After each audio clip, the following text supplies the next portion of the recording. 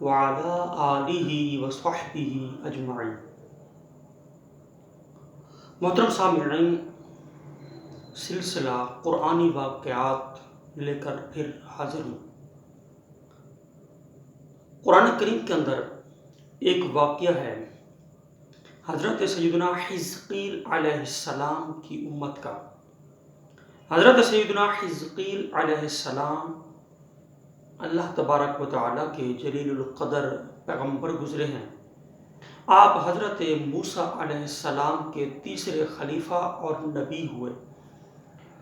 حضرت سیدنا حزقیل علیہ السلام کی امت کا، آپ کی قوم کا واقعہ کچھ یوں ہے کہ آپ جس علاقے میں رہتے تھے وہاں پہ طاعون کی وبا پھیلی، تو آپ کی یہ قوم طاعون کی وبا پھیلنے پر گھبرا کر موت کے خوف میں یہ وہ علاقہ چھوڑ کر چلے گئے اور ایک جگہ آبادی سے دور وہاں پہ رہنے لگے۔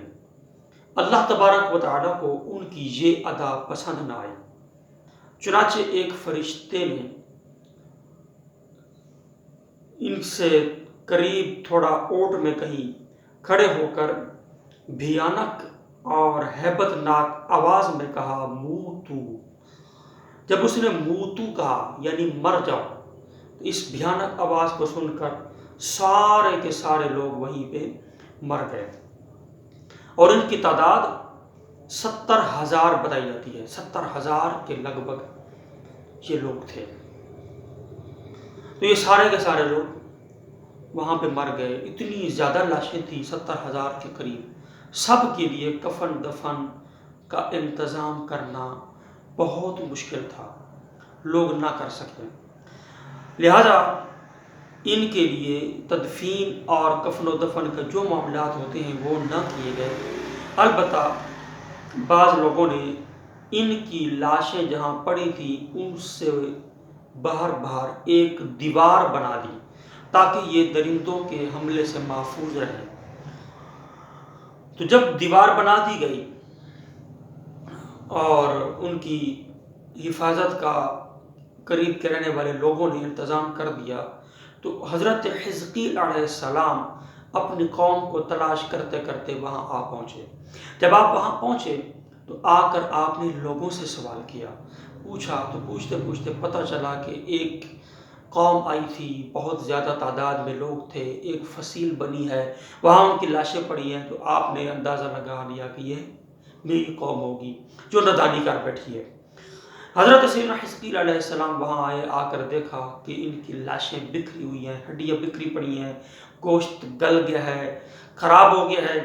آپ نے جب دیکھا تو آپ کا دل بھر آیا اور آپ دیدہ ہو گئے، بارگاہ الہی میں بڑے سوز دل کے ساتھ عرض کرنے لگے، دعا مانگنے لگے، باری تعالیٰ یہ میری قوم تیری حمد و ثنا کرنے والی تھی، تیری توحید کے خطبے پڑھتی تھی، لیکن یہ گناہ کر بیٹھی، نادانی کر بیٹھی ہے، مولا تو انہیں معاف کر دے۔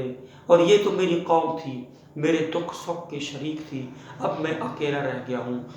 تو آپ بڑے سوز دل کے ساتھ اس طرح دعا میں مشغول تھے کہ آپ پر وحی نازل ہوئی۔ اللہ پاک نے فرمایا، اے حزقیل ان سے فرما دو، اے بکھری ہوئی ہڈیوں مل جاؤ، جڑ جاؤ۔ تو یہ جڑ گئے اور ڈھانچے لوگوں کے بن گئے۔ پھر وہی آئی، اے حزقیل ان سے فرما دو کہ اے ہڈیوں گوشت پہن لو، گوشت پوست پہن لو۔ آپ نے فرما دیا، اے ہڈیوں گوشت پوست پہن لو۔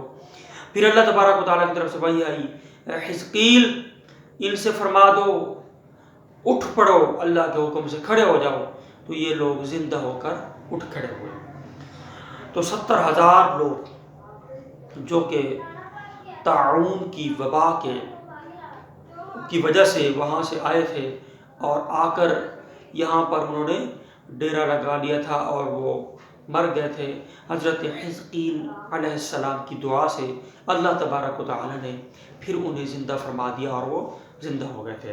حضرات محترم، یہ جو واقعہ ہے اس سے ہمیں چند باتیں سیکھنے کو ملتی ہیں۔ پہلی بات یہ ہے کہ طاعون کی وبا ہو یا اور کوئی بھی ایسی صورت جس میں موت سامنے نظر آ رہی ہو، تو ہمیں اللہ تبارک و تعالیٰ کی رضا اور مشیت پر ثابت قدم رہتے ہوئے ہمیں ثابت قدم رہنا چاہیے، اور کوئی بھی ایسا اقدام نہیں کرنا چاہیے جس سے اللہ تبارک و تعالیٰ کی ذات پر توکل کمزور ہو اور شریعت کی خلاف ورزی ہوتی ہو۔